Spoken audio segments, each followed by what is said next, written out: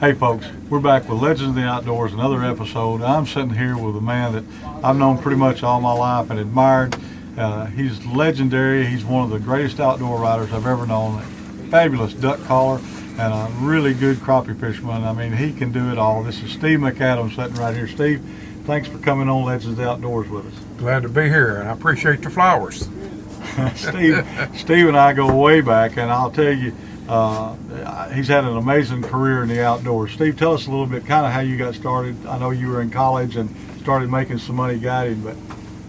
Well, it's been a long road for me, and it's been a good one. I've met some great people along the way, but 46 years ago is when I first started guiding, when I just got out of high school and started part-time, and little did I know that 46 years later I'd still be in the business, but eased into it and started guiding for duck hunting first and fishing, and those meshed together the rest of the year. And man, I look around and 46 years has gone by somewhere, and a lot of miles and a lot of sunrises and sunsets, but been great to have a career in the outdoors that has served me well, and I wouldn't take anything for it. It's been very tough and very challenging, but I encourage a lot of young people to seek another career sometimes. They do it part-time, but at the same time, it has been great to me, and still going, but I'm starting to kind of wind down a little bit. The sun's a little harder, and the rain's a little wetter every year, and the wind's a little stronger after doing it so long, but what a great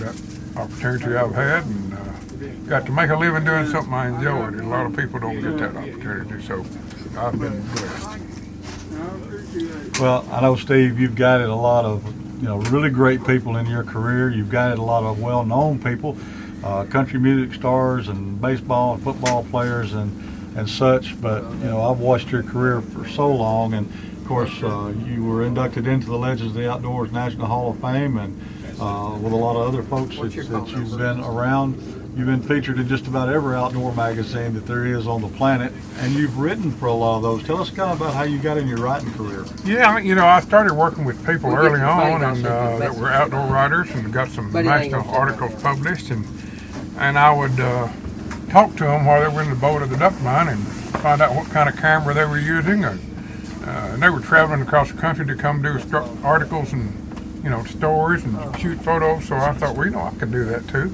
So I started breaking into it on a gradual basis and started writing a few articles and taking pictures, and it kind of came natural really because I was doing it outdoors anyway. And in college I wished I'd have paid a little more attention to my English classes, but I went ahead and got a degree in biology, but I did take a little English, and it came to pay dividends in the long run. And those were the days before computers, but formulating stories and ideas and then starting selling articles. And once you see some of your photos or your articles published, it was pretty swell. And I used to go, as a kid, I'd go to the doctor's office or the dentist's office, and you look at these national magazines, and somebody would be in Paraguay or hunting wild boar in Africa or whatever they were doing. And little did I know that one of these days I could be in those magazines on both sides, as a writer or having an article done. So it just fell right into place for me, and I kept pursuing it, and still doing it today. And thanks to days like this where you got a lot of friends and in the outdoors, you don't always have to bag a limit every day to get a good story, because if you dig deep,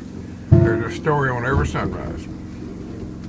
Well, that's absolutely true, Steve. And Steve is still guiding. You can still come and go crappie fishing with him or bluegill fishing. He's also an excellent bass fisherman. So, Steve, tell us a little bit about how folks can get a hold of you if they want to come share some time with you. Yeah, I'm still here on Kentucky Lake in Tennessee, and they can reach me at my website at stevemcadams.com. That's probably the best way to reach me. And I've still got a few fish and a few ducks left in me, so don't wait too long.